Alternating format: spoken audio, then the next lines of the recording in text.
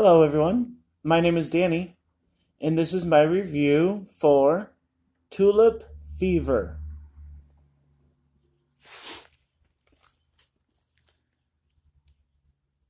In 17th century Amsterdam, an orphaned girl is forcibly married to a rich and powerful merchant, an unhappy arrangement that saves her from poverty.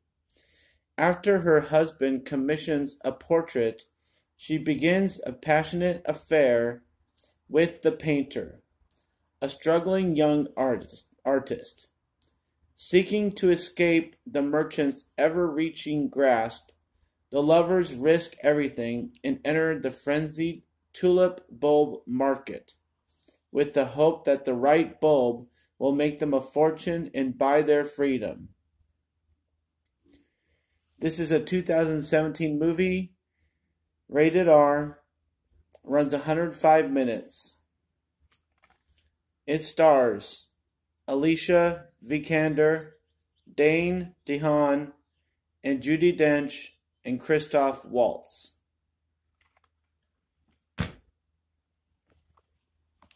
The first thing to say is that this is 17th century, and the fact that it does that is very olden times and olden ways of doing things, and that makes it a little slow and boring.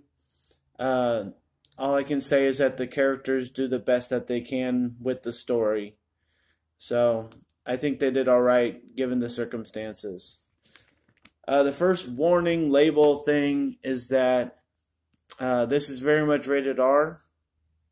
There's a lot of nudity, a lot of sex, and if you're not prepared for that, then just don't watch it. The characters, like I said, do the best they can with the story. They're all right. They're nothing special, nothing bad. I would say Judi Dench always does great with the character she's given, and this whole flower craze that's going on in this movie, she's kind of one of the heads of it as a nun that has her own garden and everything. And so that's kind of cool, and she kind of handles it herself. But everybody else, it's almost like the New York stock market, and it's just kind of crazy and kind of uncontrolled. And it just seems like it's a little weird for that time that people were going so crazy over flowers. I can kind of understand most of what was going on because, we've studied history and we kind of know how the people were back then.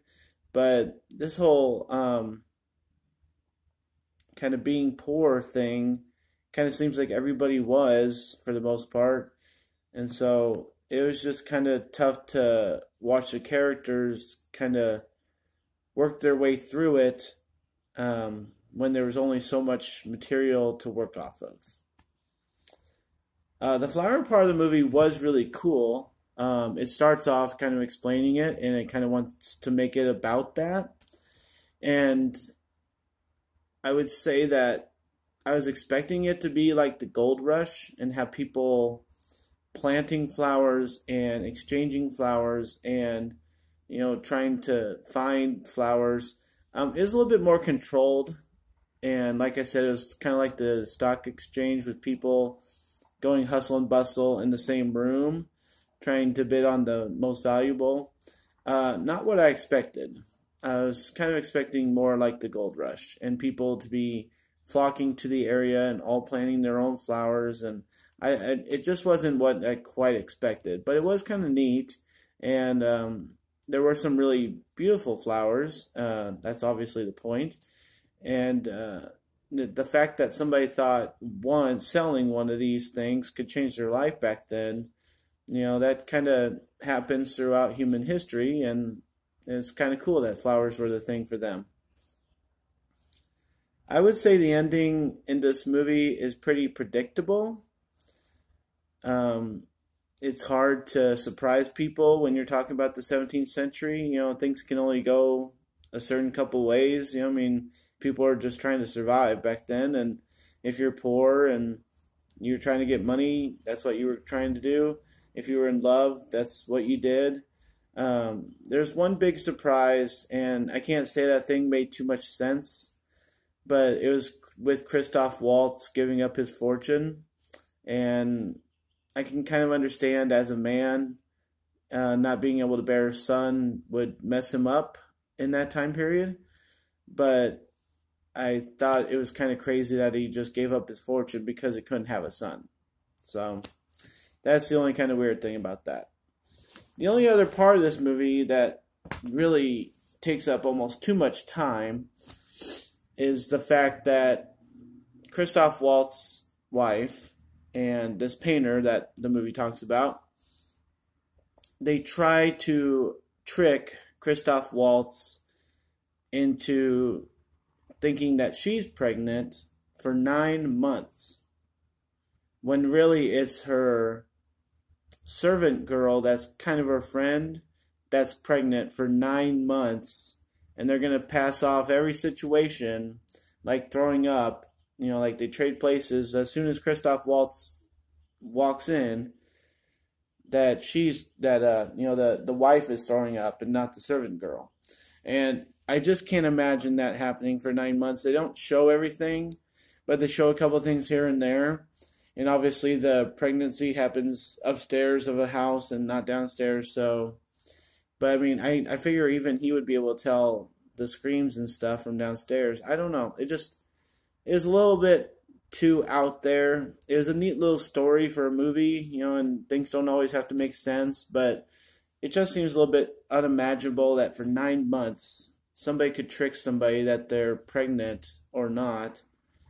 And especially back in the 17th century, everybody was having babies all the time. It was kind of the thing, So, I just think this movie is a little too olden times, a little too slow. It's like they're trying to be authentic almost, and I just wasn't buying hardly any of it. The sex is at least authentic, and what do I say? Natural, I guess. Is just two people going at it. That's what it looked like. They're very naked. So that's about it for this movie. I'm gonna have to give it a D. It's pretty boring and pretty uneventful, and like I said, a little far-stretched. So D for Tulip Fever. If you feel like giving it a try, off what I've talked about, go for it. But I wouldn't really suggest it, and even with these stars, it didn't really make it anything for me. So D for Tulip Fever. My name is Danny. Thanks for watching, guys. If you like this or any of my other reviews, like and subscribe to my channel, and enjoy your movies. Thanks a lot.